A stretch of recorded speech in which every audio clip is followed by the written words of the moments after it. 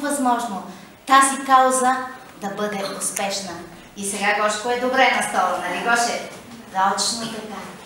Но не е само това, което вашите добри сърца почувстваха и направиха. Кои са другите инициативи, за които помогнахме? Хайде, кажете. Спокойно, кажи Гоше. Дарихме пари за септември, защото изгоряе читалището. Точно така, Гоше. И още не само пари. Какво събрахме? Доста книги събрахме. Така, Костадин беше дал своята първа книжка. Коя, Костадине, беше? Беше Шишар. Така, и даже какво каза, че са си разделил с нея с сълзи?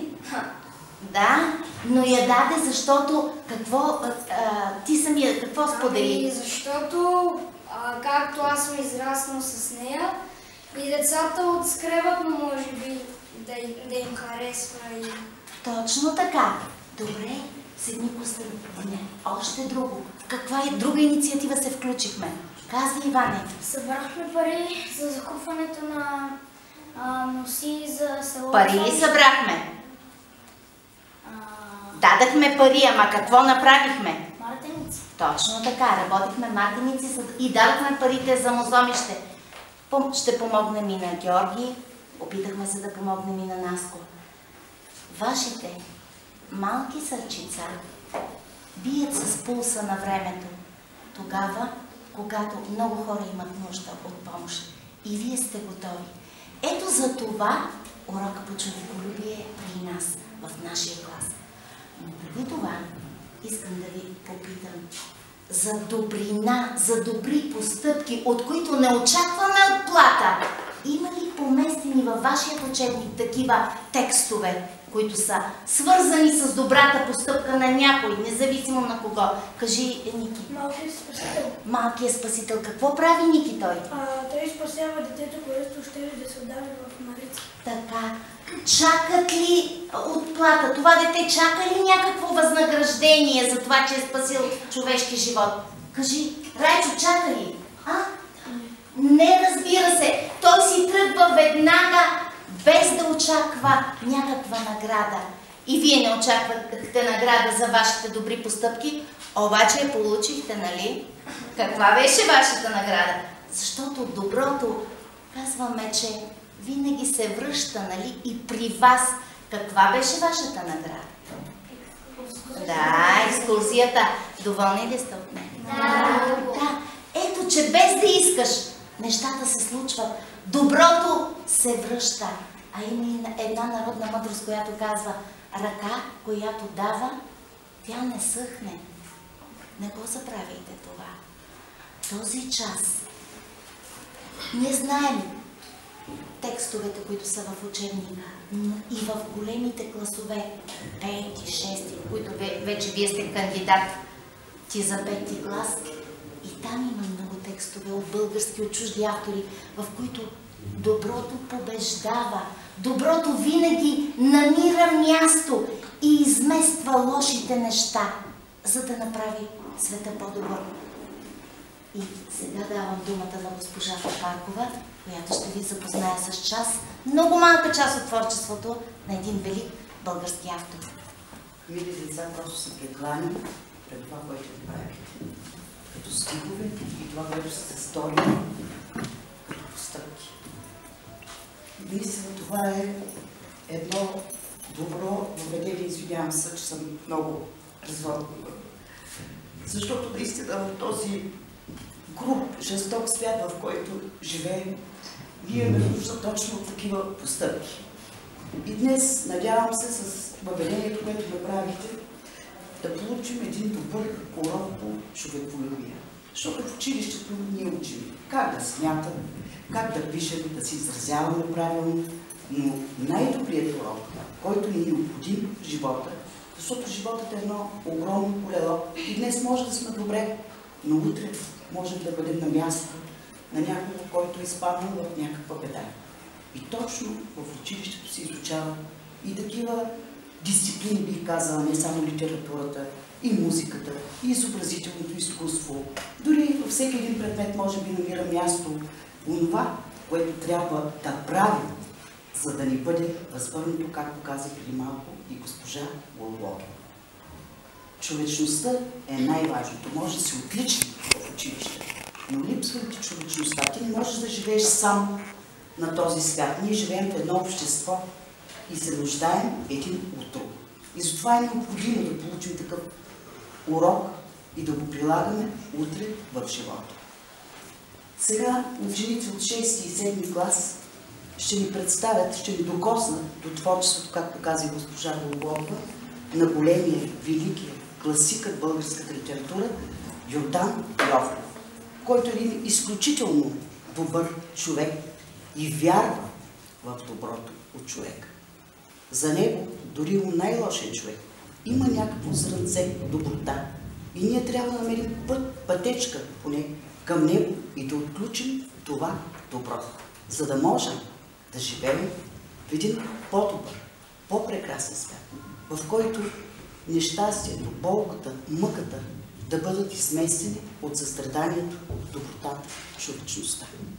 Давам думата на учениците да представят кратка информация за Йордан Йовков. На тази снимка виждате Йордан Йовков в манифестиране от творчеството. В долния мой десен ваш ляхъгъл е колелото му от неговото произведение. В неговото произведение по-надолу е даден цитат, една негова мисъл, която е наистина много хубава. Във всяка моя работа мислите ми са в Добруджа. Там е моят пейзаж, там са героите ми. Аз и всичките ми спомени и с цялото си сърце принадлежим на Добруджа. На даден план виждаме едни от неговите произведения, а над него е жицата с ластовичките, които те са символ на неговото творчество. Майстор на късия разказ, така наричат големия български писател Йордан Йовков. 70 негови книги са преведени на 40 езика. И сега една негова мисъл, която ни навява колко добър човек е бил. Винаги съм наклонен да вярвам на хората, да виждам и да търся от тях преди всичко доброто. Търси доброто, залегнало от човека, и то често е там, където най-малко се очаква, при малките, големи хора, които даряват малкото, което имат, с надеждата да помогнат да се роди един по-добър свят, основан на хармония и красота. Сега давам думата на госпожа Попакова. Има такива са. Ще видим отказ от, даже не бих казала отказ, а най-важното от разказа Серафим, който се изучава в 6-ти клас. И разказ, който наистина докосва дълбоко човешката душа и ни дава един добър урок как трябва да помагаме на хората, изпаднали в някаква нужда. Понякога, като че ли сърцето ни е затворено и не откриваме тази болка веднага. Но все пак по-йовковски, характерно по-скоро за Йовков, и в този разказ ще видим дори отрицателния герой Ели, че по някакъв начин доброто около нас ни въздейства и ние променяме поведението си.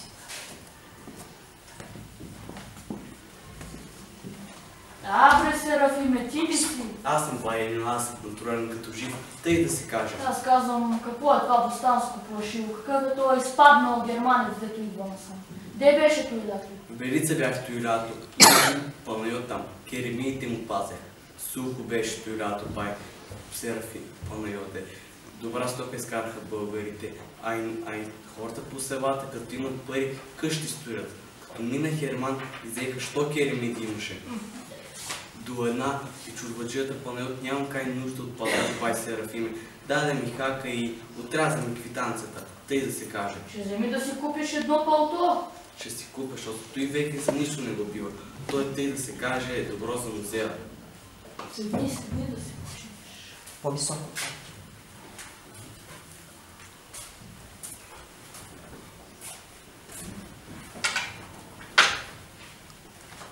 Добър ден, кръстни Хеню. Ох, тя нашата каква е. Скъпо, всичко скъпо, кръстни Хеню.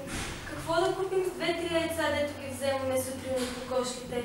Едвам сварваме да си вземем покривач, сол и кълъп сапун да се оперем.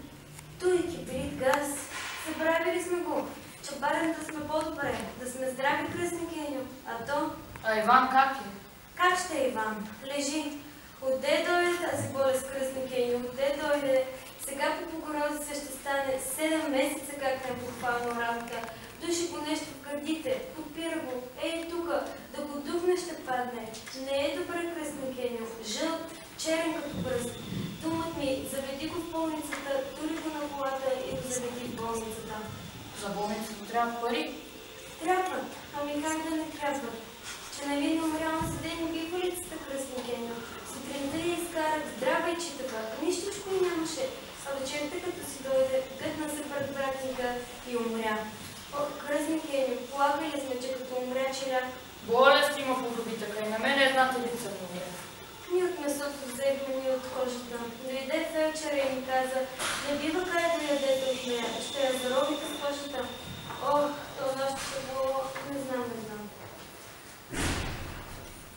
Пари! Откъде да ти дам пари? Да не съм банка. Моля ти се, кръстник Еню, не ме връщай. Пред кой други годеи да до чест трябва да се ударя главата? Кръстник Еню, моля ти се като на Господа. Нямам пари! Пари ли иска? Пари иска. Решила да кара мъжа и на болницата. Добре, ама като няма? Значи сиромашия души, а? Да. Добре, ама като няма пари?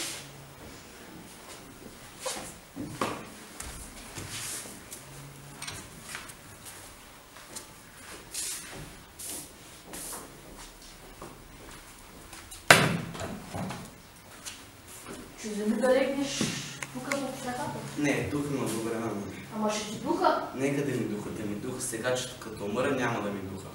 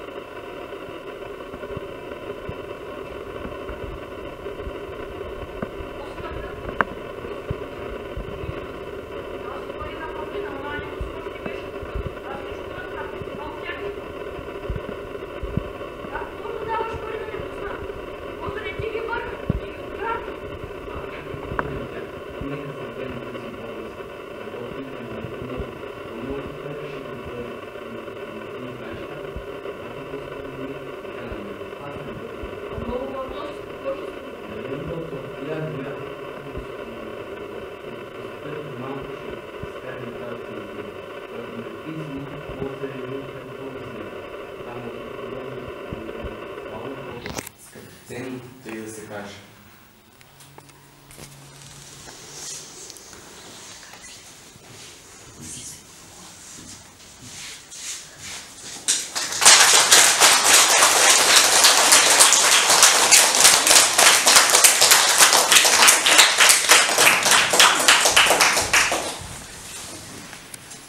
Йордан Йовков има две много интересни произведения. Те са Серафим и Божицата. Те са много подходящи за вас. За Серафим.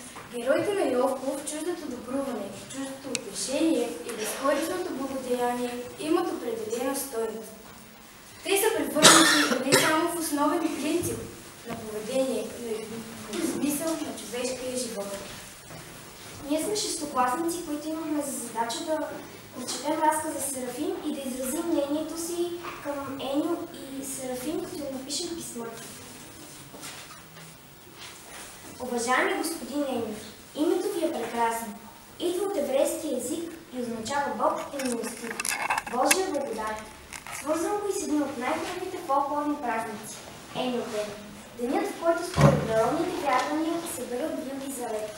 На този ден църквата чества раждането на Йоан Кръстител, велик еврейски пророк, който проповядва хората да живеят морално. А как постъпвате вие, господине, с кръстницата си? Не я изслушвате, крещите й, не й давате пари. Щом е дошла при вас, най-вероятно смята, че ще я раздарете. И както билките събрани на нейната ликуват, така и вие с помощта си ще облегчите огромната и болка. Но вие не само, че не помагате, вие утежнявате състоянието й. Как не ви тръгнаха поне сълзите й, които са искрени? Дори да не й бяхте дали пари, поне да я бяхте успокоили с блага дума.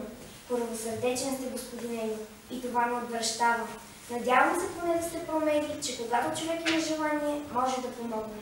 Серафим ви дава добър урок. Надявам се да сте разбрали, че човечността и добротата са по-важни от парите. С уважение и Велина Мушева. Уважаеми господин Ейо, още в началото на разказа разбрах, че вие сте лош човек. Когато виждате Серафим, вие му казвате пространство фалшиво и изпаднал германец.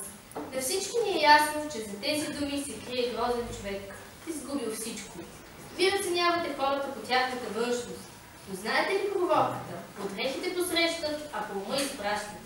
Скъсаното пълто на Серафим крие едно добро сърце. На него не му е нужно да познава някого, за да му помогне. Той не очаква да му се върне дадено. Прави го, защото така диктува сърцето му. Помага дори, когато не му се иска помощ. Ръководи се от мисълта, лявата ръка да не знае какво прави дясно. Серафим се чувства на непознатата жена и затова й дава парите си. Убеден е, че всеки трябва да помага на другите с каквото може. Той не очаква благодарност. Надявате се да сте си взели поука от Серафим, че от парите стоят добротата и човечността.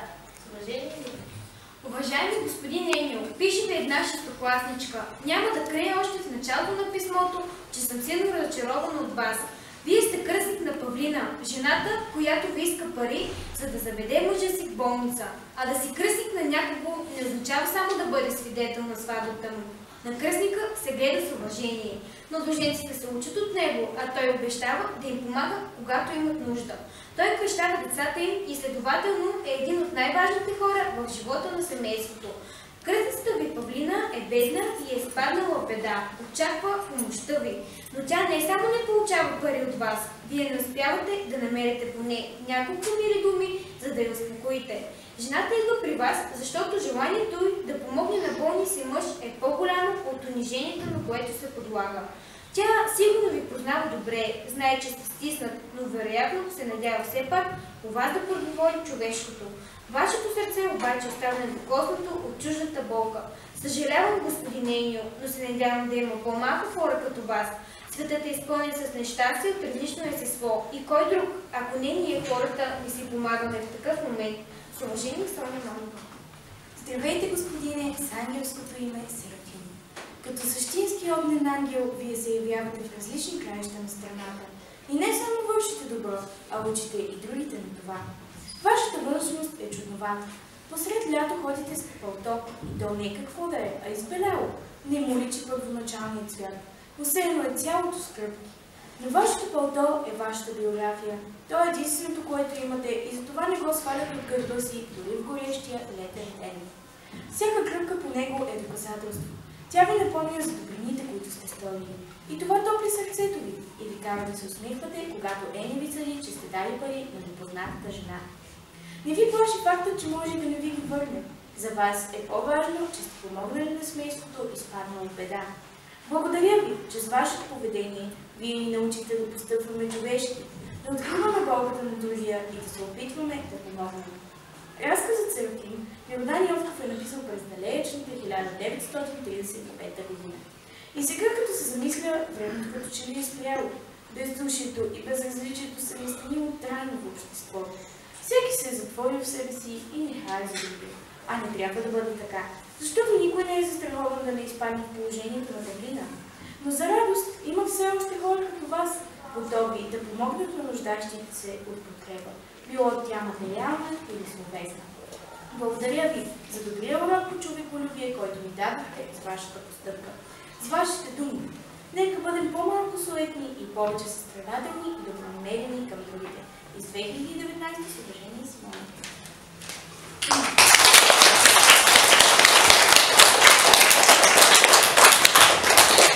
Серафим поричава умението на писателя да види един наглед, прост човек.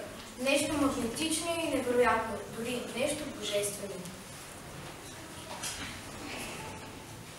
Сега давам думата на госпожа Масова. Видяхме много примери на доброта, на човешко състрадание. Нашия народ казва, че за да разбереш доброто, за да го усетиш, трябва да минеш през голяма болка. И тази болка да те промени. В следващия разказ, който ще видите след малко тайна, колкото е безкрайно човешкото страдание. Там, по един безкрайен път, без начало и край. Едно семейство търси своята надежда. Търси бялата гастови. Търси по безкрайна живица, както казва Йовков в теля. Но всичките гастовички са черни. Там, в тази пустош, има един непознат човек, който ще наруши една норма. Ще направи едно зло, за да сътвори нещо по-голямо. Още по-голямо. Това е да даде надежда за живота. Сега ви оставям на нашите артисти от 7 клас, които ще ви представят най-важното в този разказ. А после ще ви попитам нещо като провокация. Е само вас, и учителите, и родителите. Добър ден. Благодаря, добро. Ти май си тукашен? Да, аз съм от едно село при Канарата. Продавам кума. Хубава кума излиза от наше село. Купуват и жените. Пък, когато я продам, отивам до морето, купувам я риба, я грозда. Прекарваме се. Само да ми се беше случила тази беда. Какво беда? Не ни трябва децата. 5-3 ни умреха още малки. Само ето и не остана. Като очите сме, гледали сме като очите си. От устата си съм отделил да изгубя нещо, да не е жал като гледа другите. Па ето на, и съхна като вейка. А на колко години? Към 20, сега към Богородица ще навърши 20. Че младо нещо? Младо, ами. Това лято ме замоли тя да отиде с другите момичета да жени. Моли и накрая пусна. Та какво е станало там, не знам. Знам го как тя ми го разказа. На полето лягали, на полето оставали, цял ден жънали, хапнали, попели момите и накрая си легнали. По едно време тя усетила нещо студено на гърдите си, отвори очите си и видяла змия. Бре!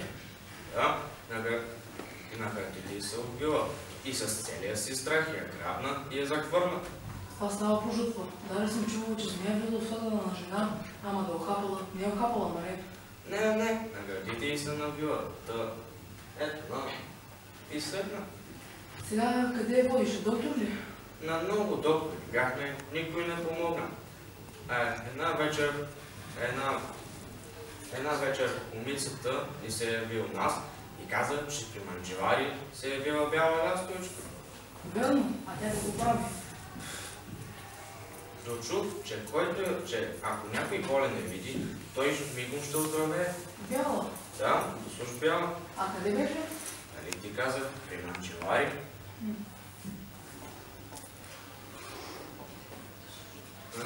Да те питам, ти виждал ли си, чувал ли си за нея? Не ти кажа, брат, не съм я виждал, изобщо не съм чул, не съм я виждал. Ама пък може да има. Що има бял биво, бяла врана, бяла мишка, може да има и бяла лястовичка. Пък щом се е чуло, сигурно трябва да е вярно. Добре, ние по-добре да тръгваме. Не, чакай, аз ще изпратим. Мамке, този човек е виждал бялата лястовичка. Ефо му изцела е. Да побързаме, да не я видим и ние. Ще я видим ли, Чичо? Аз ще си видях. Бяла, служ бяла. Ще видиш и ти. И ще видиш и ще оздравееш. Боже, колко много мъка има по този свят. Боже.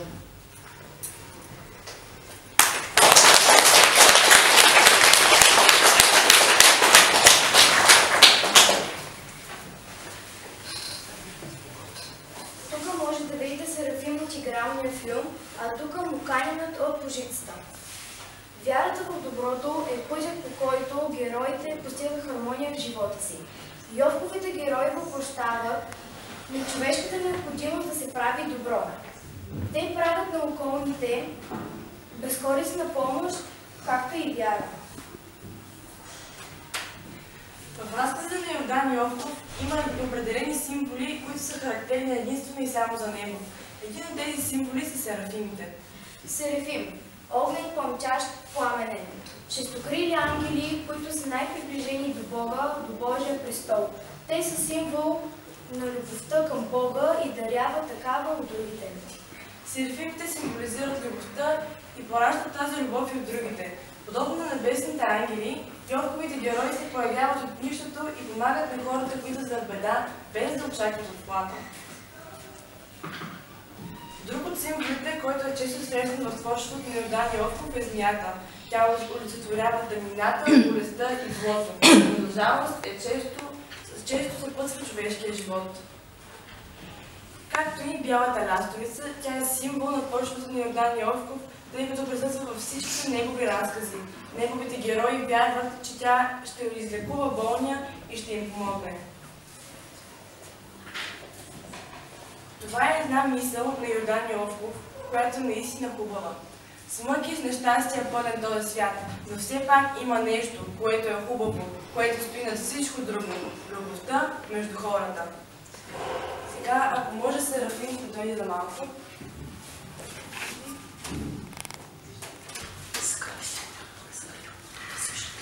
Както виждате, това е Серафим, който играва в пиесата, а това е на снимката.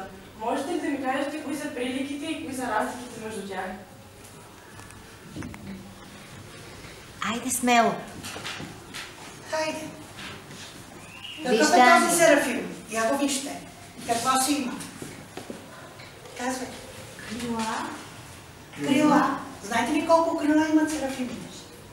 6. Те са най-мощните ангели. Те постигат светкавично, когато ги помолиш за нещо добро.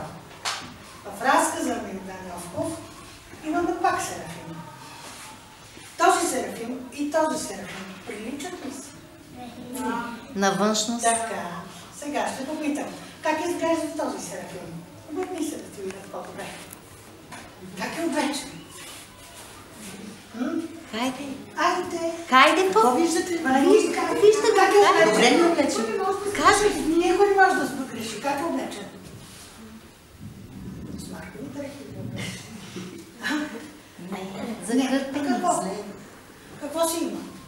Тука, пък тука. Верно, че си има и гумбе. Ама какво си има? Много. Точно така. Стари дрехи с много кръпки. Те не знаят какво е кръпка. Да, защото няма такива дрехи. Сте се хубаво облечени. Никога да не знаете какво е. Добре. А защо тогава Йовков заглавява разказа с Серафим? Защо този Серафим външно ни прилича на този Серафим? Но какво е общото между тях? Кой ги прави толкова силни и велики? Добри са. Друг иска ли някой да каже?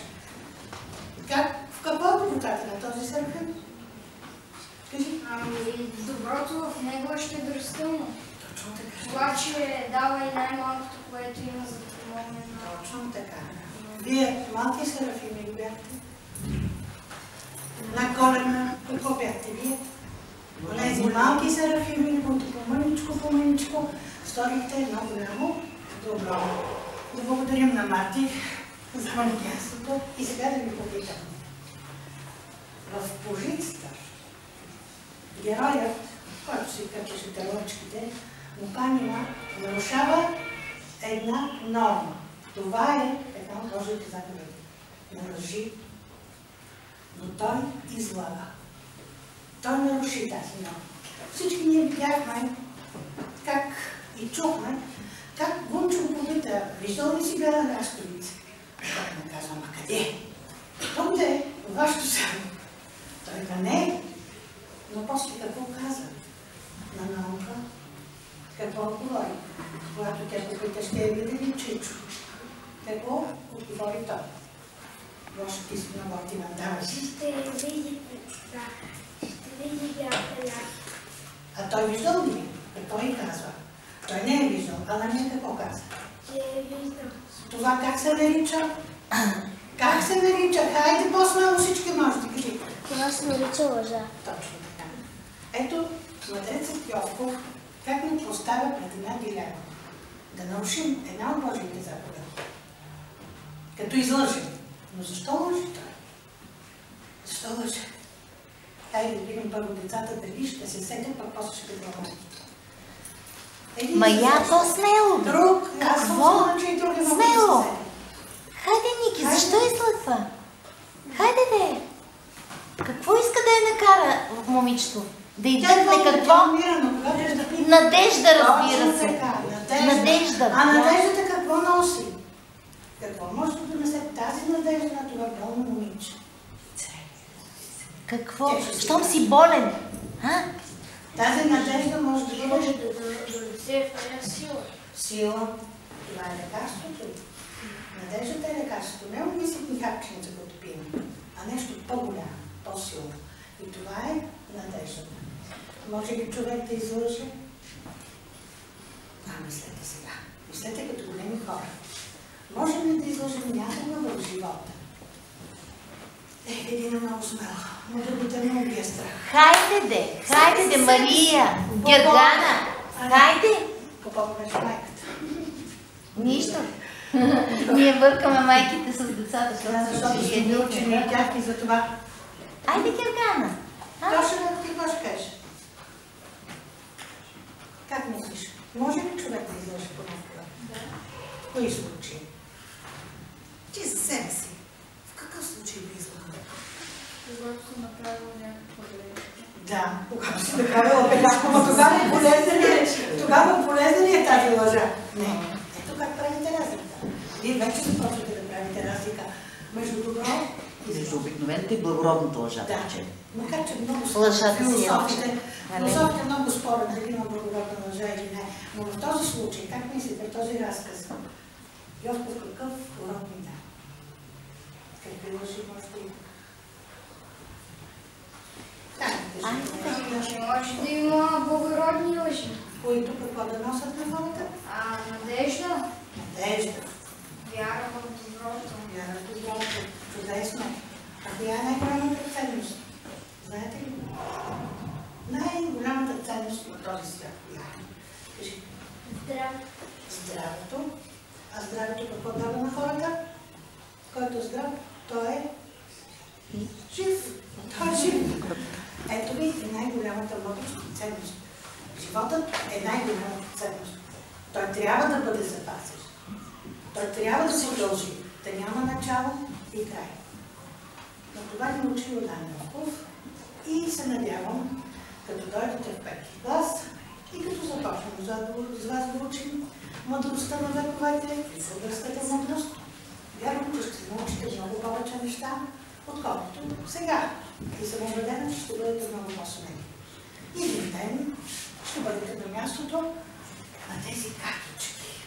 Вие ще се изправите преди младши четвъртокласници и вие ще предадете вашия опит и ще ви пожелаете успех. А сега ви поздравяваме с една невероятно хубава песен, изпълнена от деца, която ви която ни връща отново към коледните празници, но ви пожелавам доброто, винаги да бъде на вас. И едно своеобразно обобщение на нашия урок.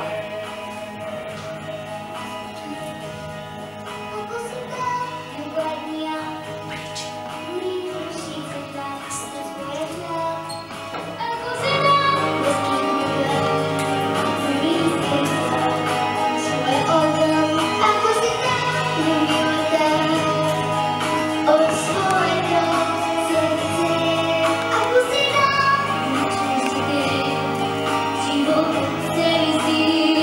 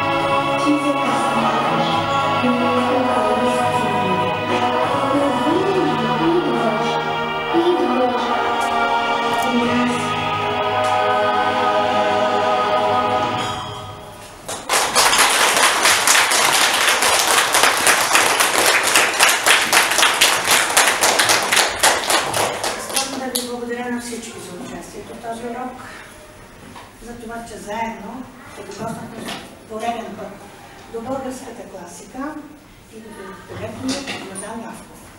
Радвам се, че такива прекрасни деца и в нашето училище, и големи, както и батковци, които вече са се освободили от притеснението и разпространяват силата на българската младост.